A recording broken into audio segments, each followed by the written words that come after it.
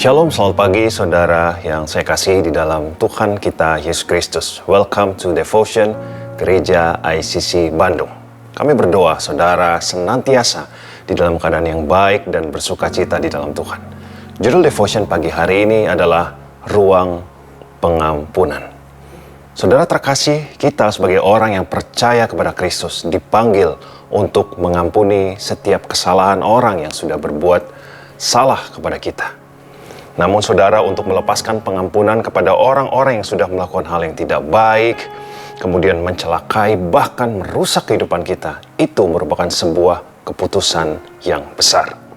Di Alkitab ada satu kisah yang dapat mengajarkan kepada kita, ada satu teladan apa yang harus kita lakukan terhadap orang yang sudah berbuat jahat, berbuat tidak baik bagi kehidupan kita. Mari kita baca bersama-sama saudara di dalam Kejadian 45 ayat yang ketiga. Saya akan bacakan buat saudara. Dan Yusuf berkata kepada saudara-saudaranya, "Akulah Yusuf, masih hidupkah Bapa?"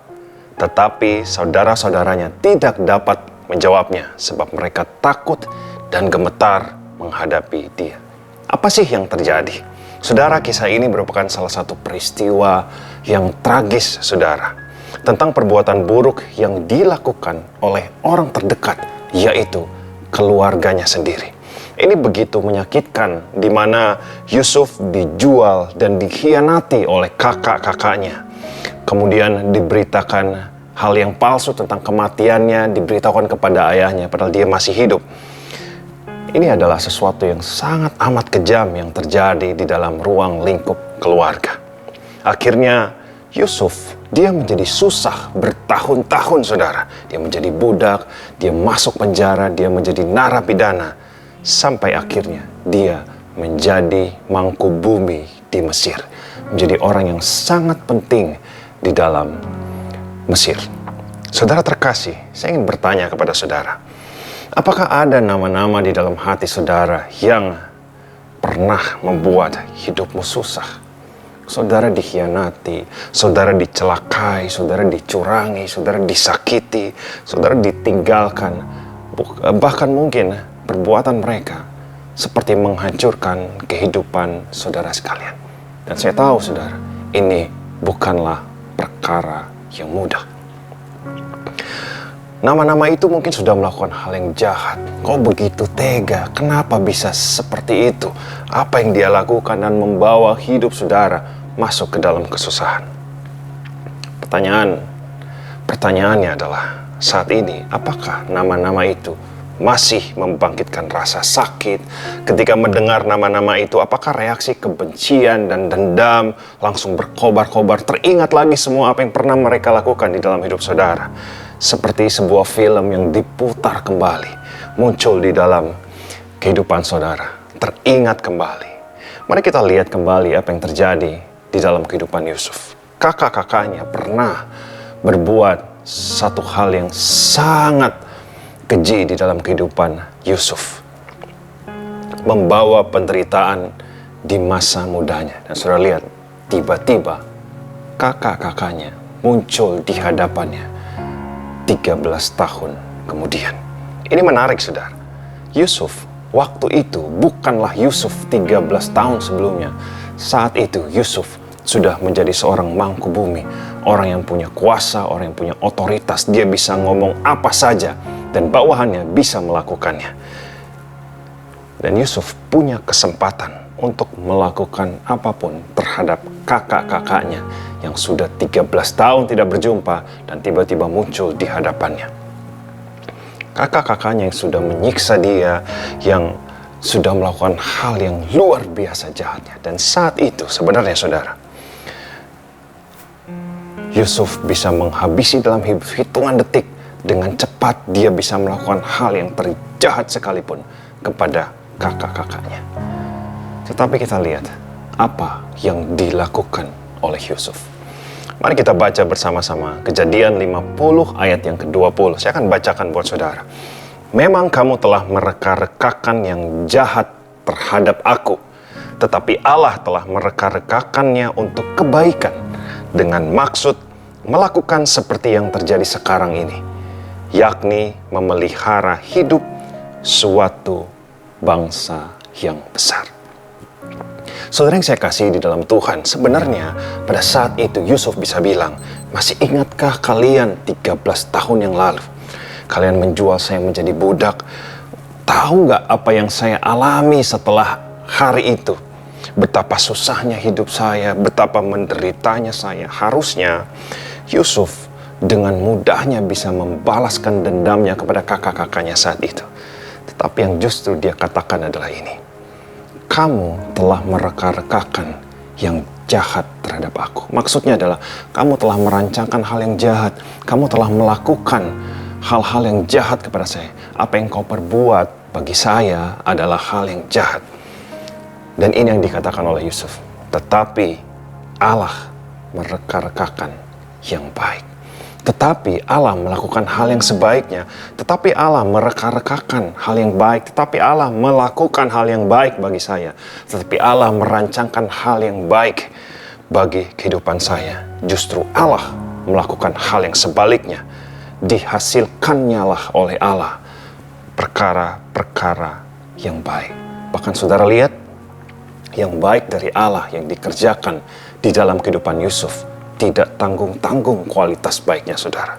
Yusuf justru dari seorang budak bisa berubah 13 tahun kemudian menjadi solusi kunci dari pemeliharaan sebuah bangsa yang besar.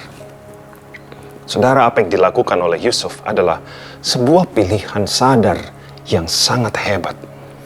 Kesempatan untuk balas dendam justru dipakai oleh Yusuf untuk bersaksi tentang kebaikan Tuhan di dalam hidupnya. Tentang kesetiaan Tuhan memelihara kehidupannya.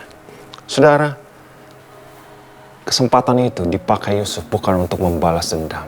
Justru dia bersaksi betapa baiknya Tuhan di dalam kehidupan saya.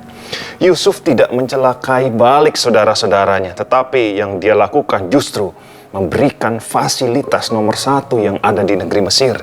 Semua yang terbaik diberikan, sandang, pangan, papan, diberikan yang terbaik buat saudara-saudara yang tinggal di Goshen. Dan inilah yang kita lihat dengan sebutan kejahatan dibalas dengan kebaikan. Saudara terkasih, memaafkan, mengampuni adalah kesediaan sukarela untuk tidak lagi mencari-cari nilai dalam kemarahan dan kebencian dan membuang keinginan untuk menyakiti orang lain. Saudara, pada akhirnya kita melihat bahwa kebaikan Allah berjaya di atas segala-galanya, termasuk berjaya di atas perbuatan jahat orang lain terhadap hidup kita. Perbuatan jahat orang lain tidak dapat menggagalkan kebaikan dan kesetiaan Tuhan di dalam kehidupan saya dan saudara. Kita melihat teladan Yusuf. Kita melihat kisah yang terjadi di dalam Yusuf. Kerinduan Tuhan bagi kita semua, bagi saya dan saudara adalah kita memaafkan, kita mengampuni orang yang sudah berbuat jahat, melakukan hal yang tidak baik di dalam kehidupan kita. Mengapa? Sudah tahu bahwa mengampuni sesungguhnya adalah hati Tuhan juga.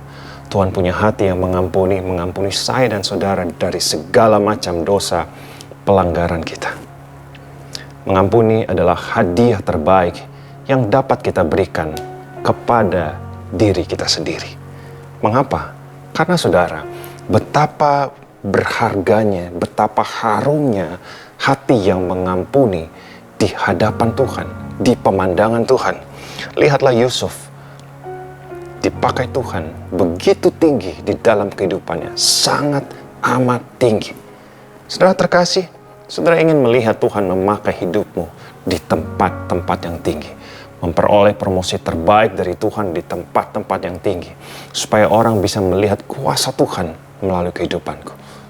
Memasuki tahun yang baru ini saudara, di tahun 2023, mari kita mulai mengampuni nama-nama yang mungkin sedang mengantri di ruang pengampunan saudara.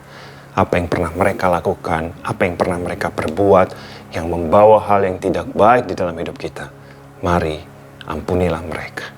Karena itu adalah hati Tuhan sendiri. Amin. Mari kita berdoa. Tuhan Yesus, terima kasih hari ini kami sudah mendengar kebenaran firman-Mu. Saat ini kami berdoa, biar Tuhan beracara secara pribadi di dalam kehidupan kami. Biar Tuhan menjamah setiap hati kami, khususnya buat setiap kami yang ingin mengampuni, memaafkan orang-orang yang sudah berbuat salah, sudah berbuat jahat, melakukan hal yang tidak baik di dalam kehidupan kami, membawa kami ke dalam kesukaran, membawa kami ke dalam masa-masa kesusahan. Pada saat ini Tuhan, kami lepaskan pengampunan buat mereka. Kami lepaskan pengampunan buat semua orang yang sudah berbuat jahat kepada kami, melakukan hal yang tidak benar bagi hidup kami. Terima kasih Tuhan, dan kami bersyukur saat ini kami percaya terjadi pendamaian. Saat ini terjadi rekonsiliasi dimanapun, bagi siapapun, bagi semua orang. Di dalam nama Tuhan Yesus, dan kami percaya ini membawa kemuliaan bagi nama Tuhan Yesus. Pakai hidup kami Tuhan menjadi alat bagi kemuliaan-Mu. Di dalam nama Tuhan Yesus Kristus, semua yang percaya mari sama-sama katakan amin. Demikian devotion pagi hari ini saudara. Sampai jumpa di devotion berikutnya. Tuhan Yesus memberkati.